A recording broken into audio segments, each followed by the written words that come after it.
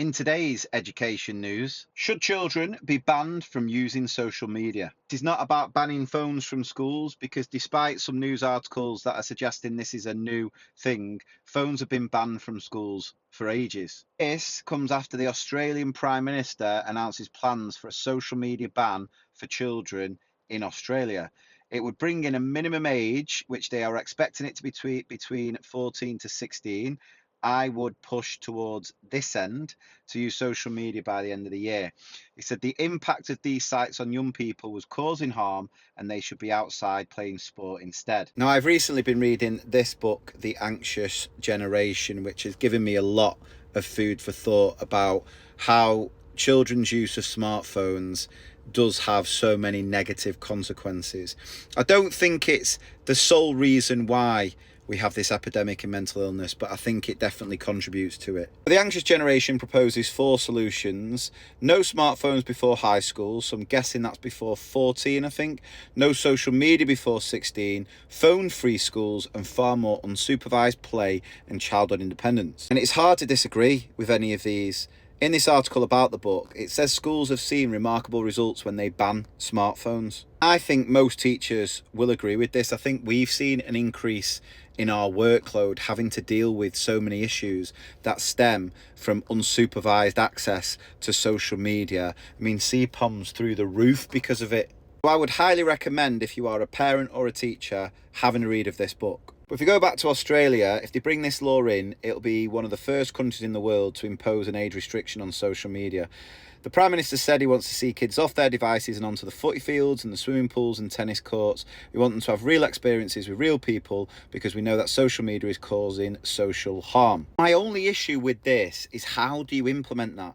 How do you make that happen if you are going to do it? Not everyone agrees. The internet regulator has warned that restrictions may limit young people's access to critical support and push them to less regulated non-mainstream services, which makes me question, are social media platforms regulated? Certainly doesn't seem so from what I experience. Some experts worry that children may be excluded from participating in the digital world, or it could lead to children trying to hide their online activity. I mean, again, that can happen in school if our curriculum reflects preparing children more for the digital world they're going to grow up into. And campaigners have argued that rather than the government stopping young people using social media, the pressure should be put on social media companies.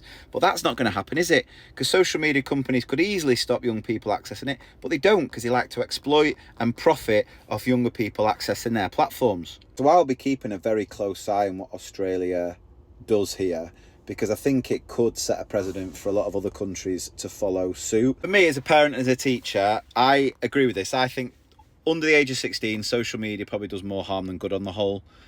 And I'd be interested to hear what your views are, whether you agree or disagree, and why you think it's all right for children under the age of 16 to use it. In the UK, it's not banned, so we need to do so much more. I think our curriculum needs to reflect the digital world children are growing up into, and so we need to educate children more around how social media works, how to stay safe on there, the rise of disinformation, all these elements, so children, when they are old enough to be on these platforms, know how to use it responsibly and safely, and actually can use it productively, and it can be a useful tool. As a parent, I think we've got to do so much more as well. We've got to take so much more responsibility. I'm all for giving children trust, and I do that with my own children, but I also will not give them completely unsupervised time. I will monitor things. So setting time limits is really important. Children can have time, but then it limits, and they've got to, it helps them find that balance with screen time.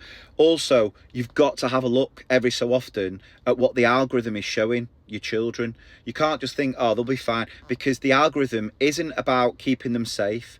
The algorithms of social media doesn't care about the content it's showing. The only thing the algorithms of social media care about is keeping them on social media. And if you're not careful, the algorithm can end up showing very dangerous, inappropriate, and rather worrying content. So it's really important that every so often you are checking it, and you might need to cleanse that algorithm, start again. And as much as we want to trust our children, there is a fine balance between trusting children and making sure we're keeping them safe. And as parents, that is the number one priority. And if children aren't educated to understand how algorithms of social media work, it can be a very quick yet slippery slope to dangerous, inappropriate content being served regularly to them. So please do, off the back of this video as a parent, go and check your children's algorithms to make sure if they are accessing social media, the content they are seeing is appropriate.